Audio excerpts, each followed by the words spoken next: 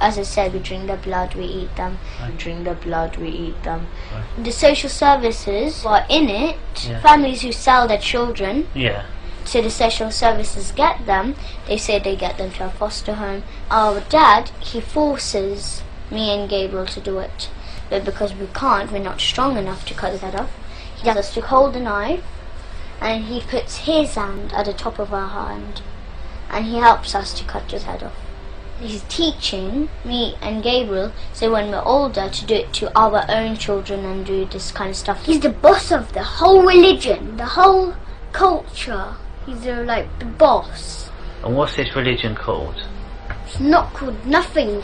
It's not called nothing? No, we eat. We kill them, and my dad's and this is what my dad tells us to do. Look, my dad killed, and we help him kill. Our dad forces us to. My children, my two children, 8 and 9.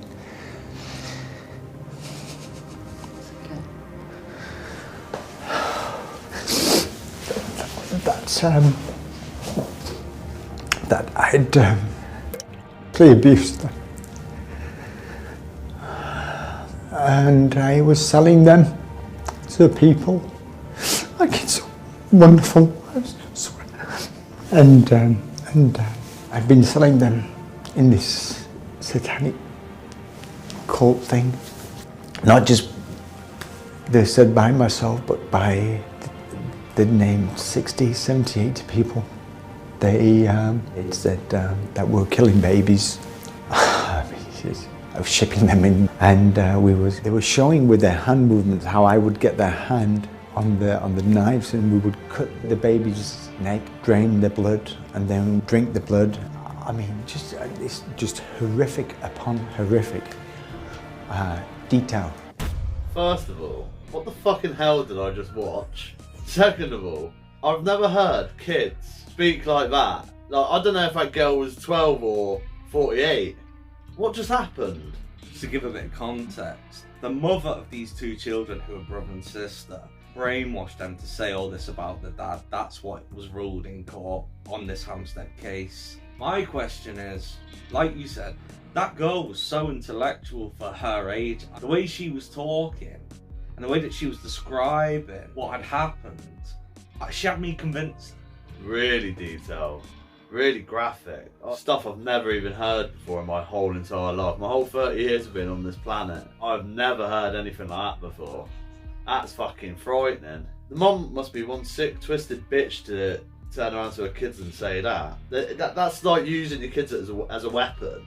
So I'm going to have custody of my kids. And then they're saying drinking blood and lobbing kids' heads off and eating them or whatever, boiling them or whatever the fuck he just said. I think she went over the top with that. Even the social services wouldn't just let babies go to families. They check up on them, don't they? Every bloody 6 months or, well, you know what social services are like, they're shite really.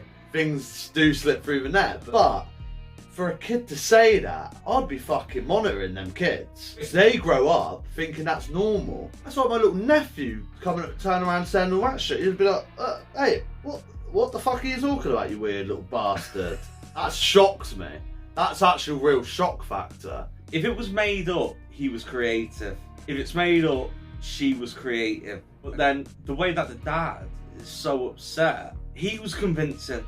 So it's like in a court of law, like, you need your evidence because you're all convincing. I don't know what to believe, but the courts ruled that this case was a fantasy made up by the children, who were forced to say everything that they said by their mum. They conspired with each other to make sure that they were saying the same thing. That's what the courts ruled.